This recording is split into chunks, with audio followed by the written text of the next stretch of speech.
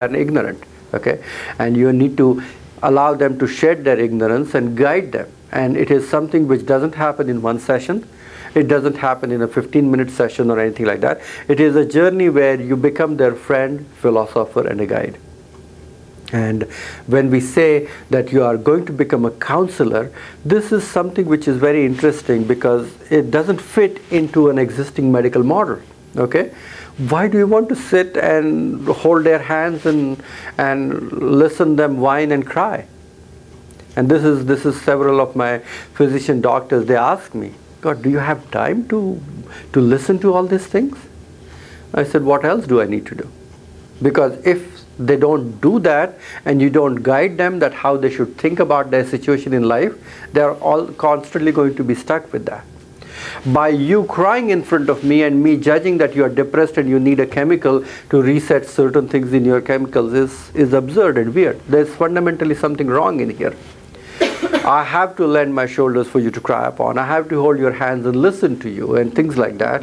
I have to understand you, who you are, your pain, pleasures and everything, and then guide you what are the right things for you to do. And then not only you will do that, but you will have immense amount of trust and faith in me as a healer. And if you don't create that, that process of healing is not going to happen. If they don't trust you, if they don't like you, if they don't feel that you are connected to them and something they feel as if just in your presence that something happens which makes them feel good, half of the battle is there and there itself. It's something where you are able to listen to them with utter truth and compassion and love and faith, and still create that healing touch where you just touch them. Whatever you prescribe, you touch, should carry your energy in them, which should transform their matter. Is it very weird? That if I hold a herb in my hand, it might not be exactly what that property of the herb is, but when I think of you and the herb together, I change the matter with the energy and give it to you, and it does the trick to you. And it happens, and it should happen, because the healing is happening at that consciousness level. It is happening where it is able to reset the energetic vibration of the matter and what it is going to do. So when you do the massage, there's something in your touch which is going to make that person feel good, isn't it? It's not a lymphatic drainage or a deep tissue or a Swedish massage or anything. It's the energetic connection between you rubbing them in their auric field which is going to impart the healing.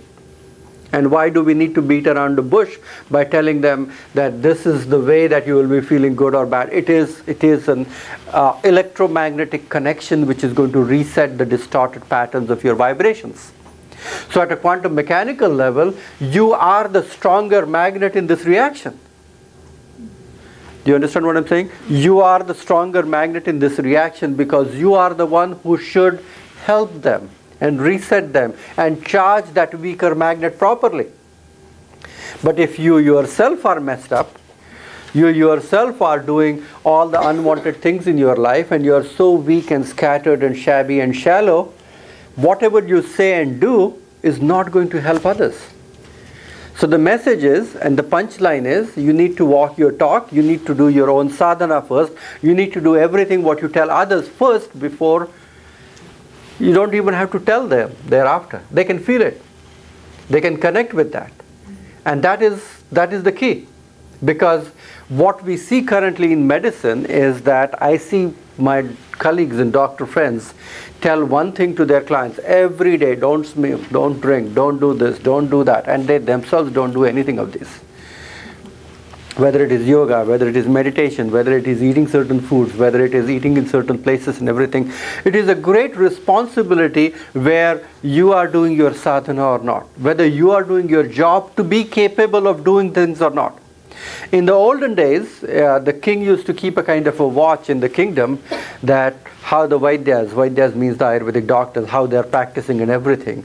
And there used to be king's spies that they used to come and report the king that it has been about a week or 10 days that not a single patient walked in this Vaidya's office. And the king used to invite that doctor to come and really award him something really bigger, that we are really proud of you. Because He must be doing a real good job that every sick person comes to them. He's not only fixing them, but telling them how not to get sick again, so that they don't need his help thereafter. But if you're surrounded with sick people all the time, it means you suck. It means I have a very busy practice, means you are a very shabby healer. Because you keep them sick all the time. They are constantly needing you because your practice is so full. And so the real prevention, and it is a noble profession. It is a noble profession. The money is what has created all the impurities in this. It is to something where it is the art of healing.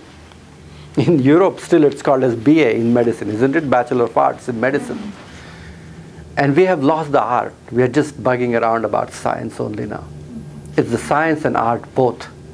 And you have to convert that science, which becomes artistic when science is no more science anymore. It connects completely with the nature, and then it becomes a complete part of your entity itself. And from that space, when you start talking, guiding, doing things and listening them, and without judging them, because they are vulnerable. They are there sitting in front of you because they are suffering.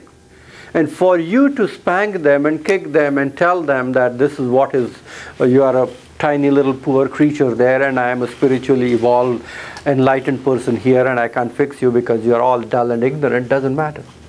You have to have that utter sense of time, compassion, love for that person to help them heal and find themselves. The strength and the weakness of Ayurvedic medicine, when I go and teach doctors and everything, is the same. It's something where it is an individualized approach to health. There is no one stop for everything. There is no one mold for fixing everyone at every time. One person's migraine is not the same kind of migraine the other person is having. One person's diabetes is not the same kind of diabetes the other person is having. Every person has their own signature on the diseases, how they create them. And if I don't understand how they create it, I will have to figure out a way how to undo it myself. And when I see these doctors, they ask me, oh, what do you have for Parkinson's? In Ayurveda, do you have something for this, that? It's not for that at all. Okay? It depends upon what kind of person is having what kind of imbalance. That's how you treat them. And they say, oh, this is too complicated. Who has time to all this, to figure it out, their body constitution, to understand what is going on in their lives and everything like that. But that is what the real medicine is all about. Medicine is all about understanding who you are and how you interact with everything else around you.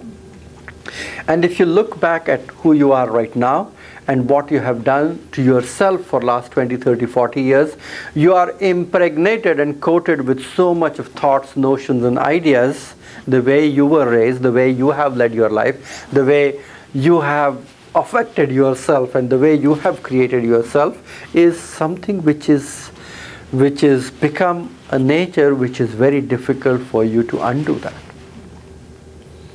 We call them as samskaras. Samskara, and don't worry about these words, I'll write those words down the line sometimes. But samskara is something what kind of effect it has happened to your psyche, to your brain, to your behavior. And it is all happening because you have seen something, you have done something, you have heard something, you have felt something, and that is slowly being absorbed into you because, oh, to deal with this stressful situation, I have to start throwing things and getting very angry.